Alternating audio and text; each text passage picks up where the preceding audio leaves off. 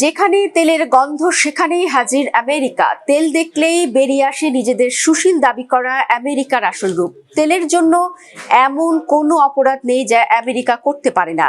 ইতিহাস ঘাটলে দেখা যায় বিশ্বের যেসব অঞ্চলে খনিজ তেলের বিশাল মজুত রয়েছে সেখানেই ডাকাতের মতো ছুটে গেছে আমেরিকার সেনারা। কখনো মানবাধিকার, কখনো গণতন্ত্র, কখনো আবার গণবিধ্বংসী অস্ত্র, এক এক দেশে এক এক অজুহাতে আগ্রাসন চালিয়েছে আমেরিকা। মার্কিনীদের এই তেল রাজনীতির সবশেষ ন্যাক্কারজনক শিকার দক্ষিণ আমেরিকার সমাজতান্ত্রিক দেশ ভেনেজুয়েলা। মাদক পাচারের দোহাই দিয়ে যে কায়দায় একটি স্বাধীন সার্বভৌম দেশের অভ্যন্তরে হামলা চালিয়ে প্রেসিডেন্ট ও তার স্ত্রীকে অপহরণ করা হয়েছে তা নিয়ে হতবাক পুরো বিশ্ব। সভ্য সময়ে এসেও আমেরিকার জোর যার মুল্লুক তার স্বভাব। ভেনেজুয়েলায় আমেরিকার আগ্রাসনের আসল কারণটা বুঝে নেওয়া যাক। ভেনেজুয়েলায় রয়েছে বিশ্বের বৃহত্তম খনিজ তেলের মজুদ, যা সৌদি আরবের চেয়েও বেশি। ভেনেজুয়েলার সাবেক প্রেসিডেন্ট হুগো চাভেজ 2007 সালে নিজেদের তেল খনিগুলো জাতীয়করণ করেন এবং বিদেশি তেল কোম্পানিগুলোর আধিপত্য কমিয়ে দেন। এটি ছিল আমেরিকার তেল কোম্পানিগুলোর উপর চূড়ান্ত আঘাত। চাভেজের নির্দেশের ফলে মার্কিন দুটি জায়ান্ট কোম্পানি এক্সন মোবিল এবং কনাকো ফিলিপস ভেনেজুয়েলা ছেড়ে চলে যায়। এরপর থেকে আমেরিকার সাথে ভেনেজুয়েলার সম্পর্কের অবনতি ঘটে। 2013 সালে চাভেজের উত্তরসূরি নিকোলাস মাদুরো ভেনেজুয়েলার প্রেসিডেন্ট হন। মাদুরো চাভেজের সমাজতান্ত্রিক নীতি এবং আমেরিকার হস্তক্ষেপ বিরোধী কঠোর অবস্থান ধরে রেখে আসছিলেন। মাদুরোর সময় গত এক যুগ নানা চেষ্টা করেও ভেনেজুয়েলার তেল নিয়ে সুবিধা করতে পারেনি আমেরিকা। উল্টো মাদুরো ছিলেন আমেরিকার পুঁজিবাদী ও সাম্রাজ্যবাদী নীতির কড়া সমালোচক।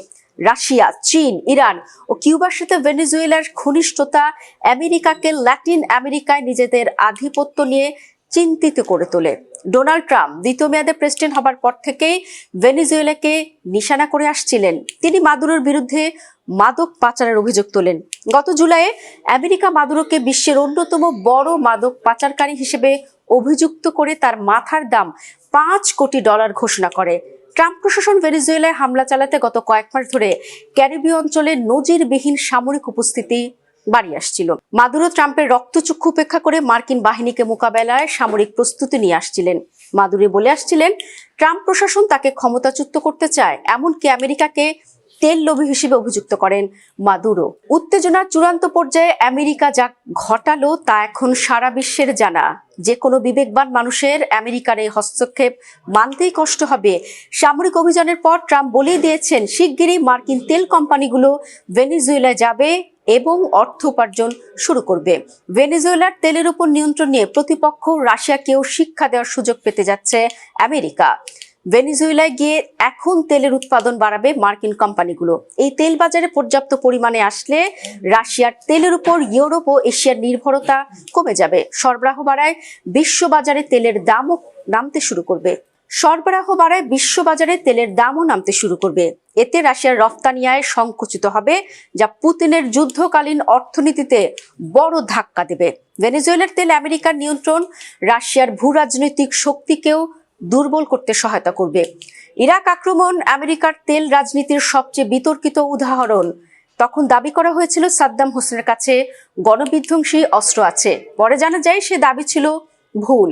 ইরাক বিশ্বের অন্যতম শীর্ষ তেল উৎপাদনকারী দেশ।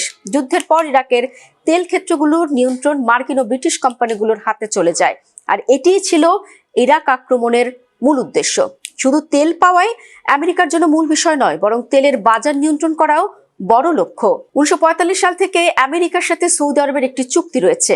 আমেরিকা দেশটিকে নিরাপত্তা দেবে, বিনিময়ে সৌদি আরব তেলের নিরবচ্ছিন্ন সরবরাহ নিশ্চিত করবে এবং তেল বিক্রি করবে ডলারে। একে বলা হয় পেট্রো ডলার ব্যবস্থা। 2011 সালে লিবিয়া গাদ্দাফি সরকারের পতনের পেছনেও তেলের ভূ রাজনীতি কাজ করেছে বলে মনে করা হয়।